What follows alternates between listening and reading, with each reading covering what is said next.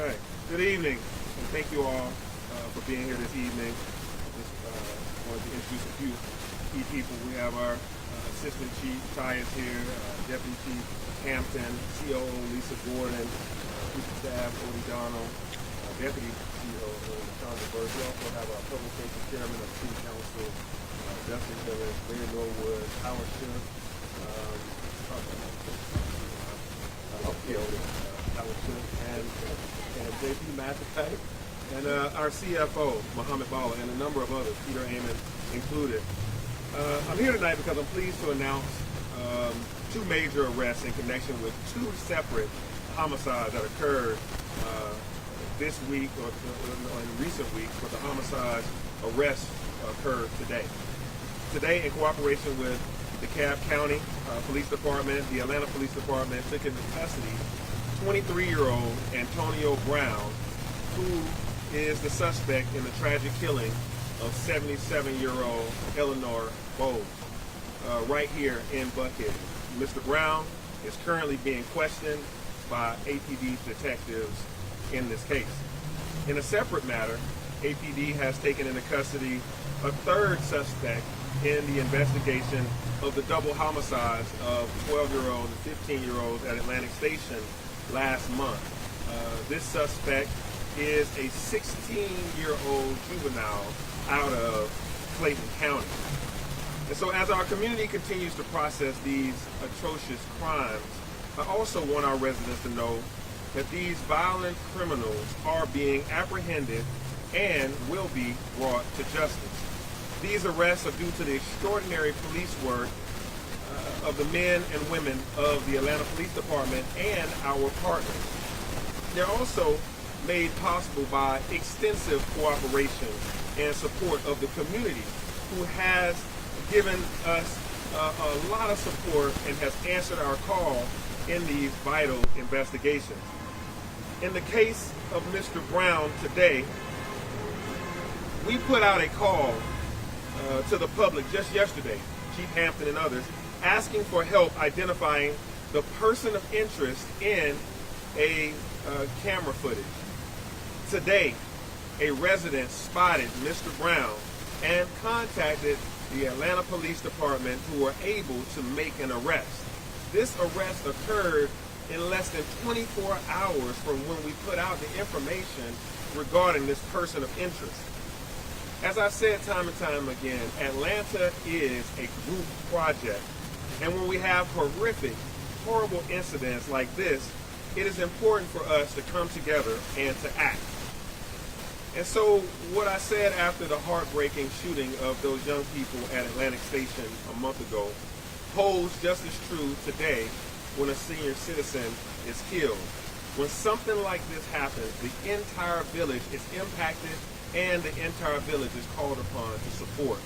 And regardless if you live on the north side of town, the south side, the east, or the west, regardless of your economic station, APD and this administration will exhaust all our resources to bring violent criminals to justice and to make sure that we keep our city's streets safe. The killing of Miss Bowles is understandably rocking our community. And my heart aches for these family members, of whom I've actually spoken to. I talked to her two sons, Michael Bowles as well as David McBride. Michael Bowles was commenting about how he was with his mother just a few weeks ago at Thanksgiving, and how she kept his two cats and his wife's cats, and that he was returning to see her and to see them. And her life is cut short in that process. And David McBride was talking about how she was a great grandmother to his two kids. And so when you have these conversations and connections with the community members, you understand the humanity that's involved. You also get a sense of how well connected they were and how they applauded the Atlanta Police Department. They applauded the detectives and the care for which they've given them, and the follow-up conversations and support that they've received from this police department. And so I don't know what would drive someone to do such heinous acts, what would drive someone to make this decision to do something this horrible. It's beyond my comprehension, honestly. While our police is working very hard to answer that question by interviewing this suspect, you know that I share our community's outrage and our heartbreak. And so let me be very clear to those who would want to do harm in our community, who would want to perpetrate these crimes. If you pull a gun or pull out a knife in our city to hurt, harm, or kill someone, you will be arrested and sent to jail. We will use all of the tools of the Atlanta Police Department and our friends and our partners, every resource we have to bring to justice criminals that act in this violent way. The Atlanta Police Department continues to lead the nation in our efforts to close homicide investigations. We stand right now with one of the highest closure rates in the nation at 82%, and the national average is 54%. This should give you a good indication that if you hurt, harm, or kill someone in this city, you will be brought to justice by this Atlanta Police Department and our friends around this region. And so, we also will continue to use the tools that we have in place, and these measures are working. While even one act of violent crime is unacceptable, it is important to know that crime is moving in the right direction by crime prevention measures that we have that are working. Here in Buckhead, crime is down in almost every single category. The only one that is still up is in shoplifting. Every single category is down, and most of them are down by double digits this year. And so I wanted to make sure I highlighted that, because one of the tools that we're using to help us do this is our extensively growing camera network.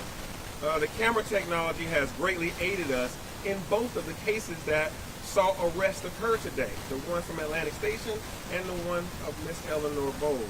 We stood up Connect Atlanta this year precisely to aid us in cases like this. And I am proud that our city residents and businesses have answered our call to register and integrate their cameras into Connect Atlanta, which is our real-time crime-fighting network. As of today, we have 10,428 integrated cameras directly into our network, and another 6,564 cameras that are registered with us. And that is allowing our police real-time access to fight crime. Both of these arrests we announced today were the result of video footage or camera footage that allowed our police to identify suspects. Today I am renewing my call to businesses and residents alike. If you have security cameras, please continue to register them at www.connectatlanta.org. Again, that's www.connectatlanta.org. It is saving lives, and it is also helping us to close these arrests. And so now I will take your questions, and I will have Chief Hampton here that can also address any specific questions about this case. But I thank my colleagues from the City Council for being here. I thank all the individuals from the business community and the men and women of our Atlanta Police Department that are here today.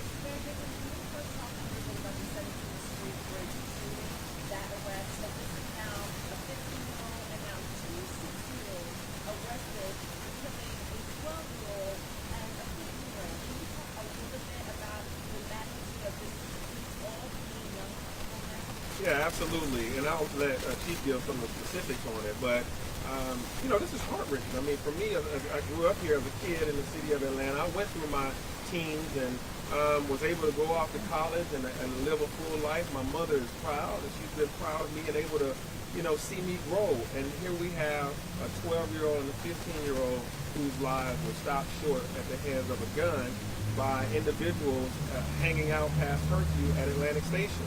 Measures were put in place to try to help them be safe by installing this curfew. We had 20-plus officers at Atlantic Station at the exact time of the shooting. After you saw the gun flash, you saw police lights. It's literally trying to help keep people safe and to give them an opportunity to go forward in life. We have midnight basketball. We have police athletic league. We have At Promise Center. We have summer youth employment that employ 3,000 youth. Well, we got to have a fall answer, it seems. because summer we had crime down, youth-related crime was very down. But now, in the fall, we got to get back to certain things. So, my team, we've already announced the Year of the Youth is occurring next year, where all departments, all eyes, all hands are on youth. I'm calling on mentors. I'm calling on people that, we got to train parents how to keep a good eye on your kids. If you've given them a cell phone, then they need to be, you need to know where they are through that cell phone network. When I called those parents that night, I called most of those parents. I talked to the parents of 4 different children. None of them knew their kid was at Atlantic State. And so we're going to have to, talk about guns in our community. We're going to talk about parents being accountable and knowing where their children are. But then we also have to continue to sow those seeds of community support in this group project with all the activities that I've mentioned before, from basketball and on, to bring about, change. And a lot was good about what has happened over this year. A lot was good about the summer and youth-related activities. But then here we are. We come towards the end of this year, and some of these tragedies happen. Yeah, I know we're talking about a curfew. I mean, if you think about the Atlantic Station incident, it happened around 7 p.m. So if we were to set a curfew at 7 p.m., what about kids that are coming from practice, going to recitals, going to ball games? I mean, how do you, one thing about me, I'm data-driven, and I'm not going to be knee-jerk, and I am going to also have a reflective mentality of who I was as a teen, living in this very same city. I had lots of, my daughter works right down the street from here right now. She doesn't get off at 10 o'clock. And so you have so we have a lot of parameters around how a curfew will be installed and enforced. And so, but we're thoughtful about it, we're communicative about it, and we're trying to see what's going on. Yeah? Mayor, I don't know if this sounds to you, the police department or the attorney's office, you've got a 15-year-old and a 16-year-old. Their ages, possibility of being cited to both. Yeah, I mean, that's up to the DA and the judicial system. As you know, this police department has the charge of protecting and serving, and they do the arrest. They do the hard work of investigation. They do the hard work of making sure they have good communications and the camera networks, and making sure that all of the nuts and bolts of doing police work is done, and they're doing it to the fullest. After they are arrested, they are now in the hands of Fulton County in this city, or in DeKalb on the other side of the city. And so from there, it's up to them how they try these individuals, and even the juvenile system. When you look at these scenarios, and Chief would give that some of these individuals, the 12-year-old, the 15-year-olds, and others, have had some cycles with law enforcement. So we'll see what happens next on the judicial side. Chief Hampton, and in the case of Ms. Bowles, do we know how the suspect may have gotten into that gated security area? And also, my second question for you would be, a couple of businesses have complained or have reported that they had a few incidents with the suspect. Are you aware of those incidents? So your first question, what we do know is that he entered into the complex on foot. How he bypassed the security gate is still under investigation, so we're still combing through video to see how he really accessed those gates. And then the other question you asked about, yes, we are aware, but that's still under investigation as far as what he encountered and had with him prior to. Did he act alone again? Again, this is still a very active investigation. Right now, we think he played a significant role. Not ruling out if there's anyone else, but right now we have who we're looking for right now. Sorry, I have to say this. Thanks, everybody.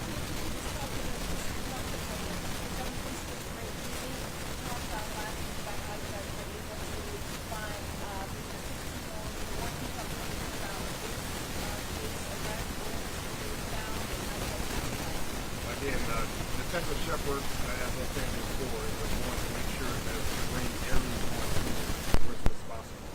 So this latest arrest was a 6-year-old child, as the mayor alluded to, lived in Clayton County, party to a crime for murder, aggravated assault, as well as the gang charge. So again, we're not done.